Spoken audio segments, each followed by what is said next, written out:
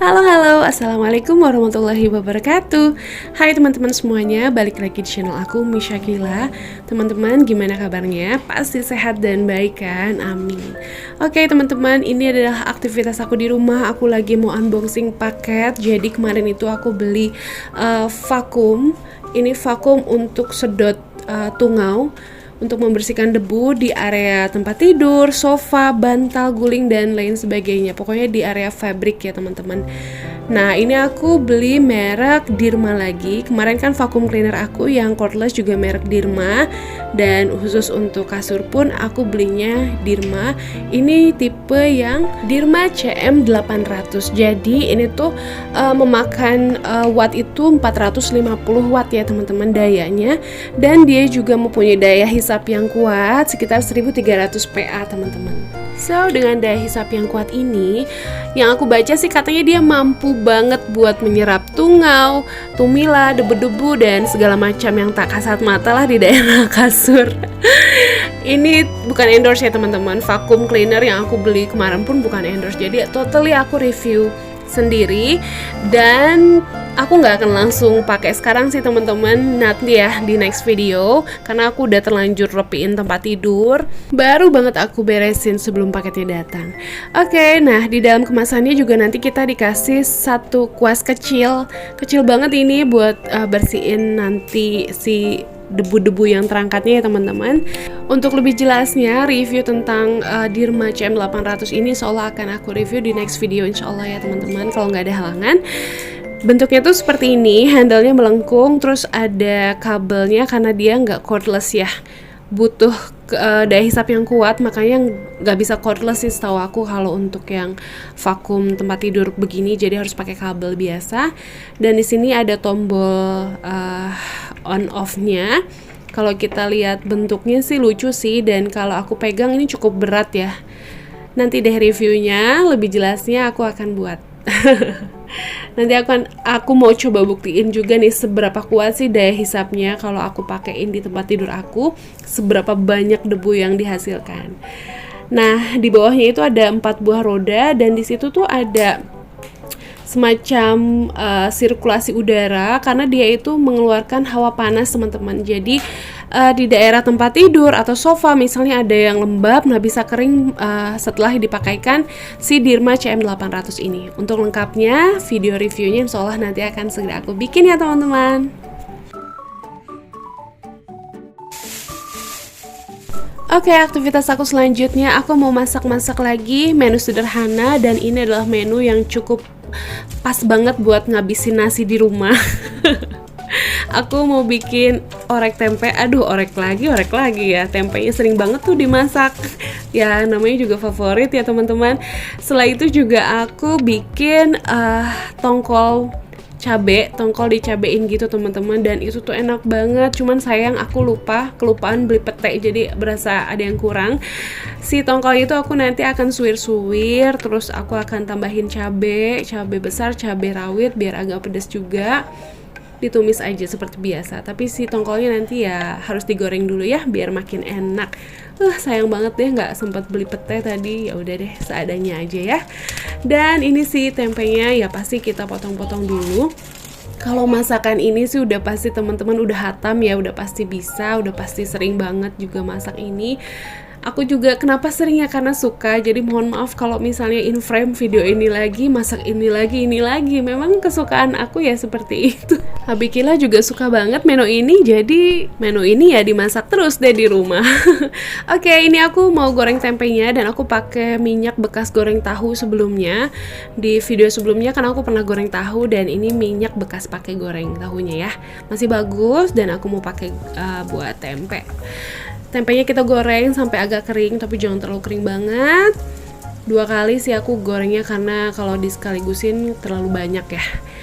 Dan setelah ini aku juga mau motong-motong si tongkolnya teman-teman. Aku tuh beli di warung deket rumah, mesen gitu ya, dia ke pasar, aku cuman titip aja, dan ini dikasih yang besar-besar alhamdulillah. Ini segini 12.000 harganya, aku nggak tahu murah atau mahal. Dan ini juga si tulang ikannya aku coba bersihin dulu biar nanti dimasaknya tuh enak gitu ya, nggak ada si tulang ikannya yang nyelip. Oke teman-teman, aku tuh kan karena besar di Cianjur, aku besar di Sunda, tanah Sunda. Jadi aku tuh suka banget namanya makan ikan asin teman-teman. Ikan asin itu udah jadi kayak lauk sehari-hari gitu ya, jenis ikan asin apa aja gitu. Karena mamaku tuh selalu masak ikan asin, seringnya gitu. Cuman sayangnya di Bekasi itu ada beberapa ikan asin yang gak aku temuin kayak di Cianjur gitu teman-teman. Untungnya tongkol mah selalu ada ya. Jadinya ya udah aku tuh masak ini juga sukanya tuh disuir-suir gini, digoreng tipis-tipis aja, kering gitu. Kalau digede-gedein gitu berasa kurang endes aja, bumbunya nggak begitu nyerap gitu teman-teman kalau terlalu tebel ya. Akhirnya aku pilih untuk disuir-suir aja. Dan nanti setelah dipotong-potong kecil gini aku goreng sebentar biar agak kering. Habis itu ditambahin bumbu cabai deh. Wah mantap pokoknya. Pedas, manis. Ini nggak begitu asin juga sih karena si tongkolnya bukan tongkol yang asin banget. Tinggal dikasih sedikit apa sih? Harusnya ada pete sih. Aduh sayang banget deh kelupaan. Masih nggak ikhlas gitu ya nggak ada pete. Oke teman-teman. Nah si tongkolnya udah aku beres potong-potong dan tempenya juga udah mateng nih sebagian. Kita langsung angkat aja ya tempenya teman-teman. Masak yang tumis-tumis kayak gini tuh sebetulnya gampang banget ya teman-teman. Dan bumbunya itu nggak susah, cuman pakai bawang merah, bawang putih, pelengkapnya ya pakai cabai aja. Terus paling pakai bumbu aromatik kan, kayak lengkuas, salam serai, gampang. Bumbunya pun cuman pakai kecap, sedikit saus tiram, garam sedikit, terus juga kaldu ya, kaldu jamur, mau kaldu sapi juga boleh. Ini sih udah hatam lah teman-teman kalau masakan beginian ya. Apalagi aku sering banget masaknya juga ya. Kalian juga udah pasti bosen lihat. Oke teman-teman, nah kalau misalnya udah masak masakan begini, aku kan udah bilang ya ini tuh masakan yang bener-bener ngabisin nasi gitu. Kenyataannya memang bener sih. Aku tuh nggak nyadar gitu kalau udah abis nasi, ngambil nasi nih, coba dikit gitu. Tapi kok masih ada lauknya gitu di piring, ya udah deh. Tambah nasi sedikit. Nah itulah yang bikin hilaf kadang-kadang. Tahu-tahu pas udah beres, buset nasinya banyak juga yang aku makan ya. Baru nyadar itu pas di akhir-akhir ya. Wajar lah ya badan jadi gemuk. Susah banget kurusnya. Tapi ya gitulah, aku juga ngerem ya teman-teman. Ngerem banget sih sekarang ini. Jadi masak nasi pun gak banyak-banyak. Oke, nah saatnya kita masak ya. Semua bumbunya kita tumis. Oh ya, tadi tuh ada cabai hijaunya, itu aku dapat dikasih dari si Akang yang kemarin ngerenov rumah aku.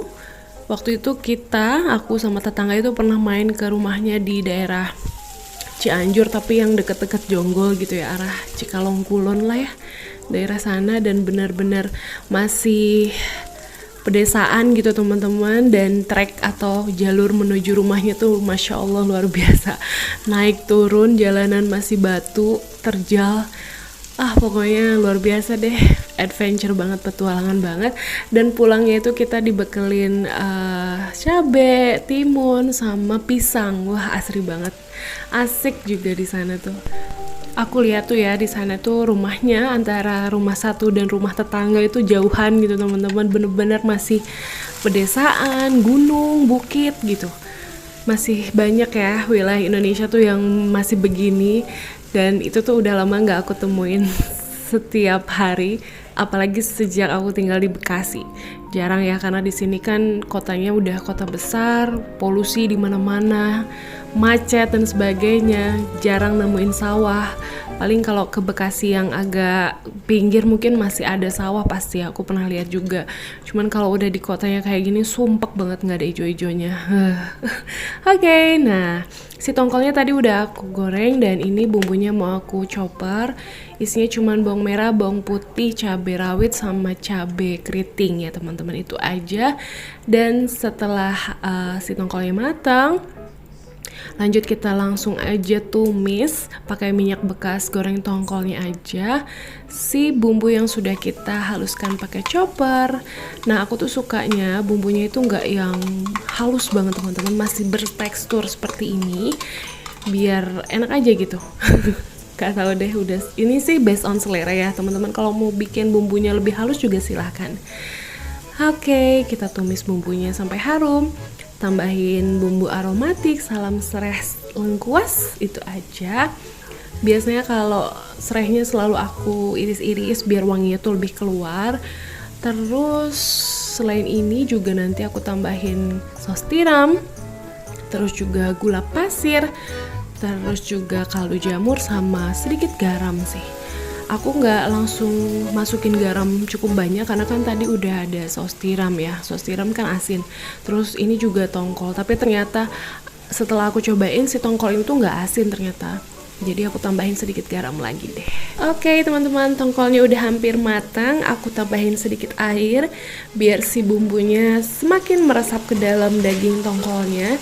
Ini masakan murah meriah tapi enak banget teman-teman. Kalau mau recook udah pasti sering banget ya masak ini, gak usah recook deh. Gampang banget soalnya teman-teman. Maaf banget kalau menunya sederhana banget ya, tapi ini tuh menu yang aku suka. Suamiku juga suka. Oke, teman-teman, makasih udah nonton video sampai habis. Maaf banget kalau aku banyak cerita aneh-aneh. Mudah-mudahan kalian gak bosan dengernya. Stay safe and healthy. Wassalamualaikum.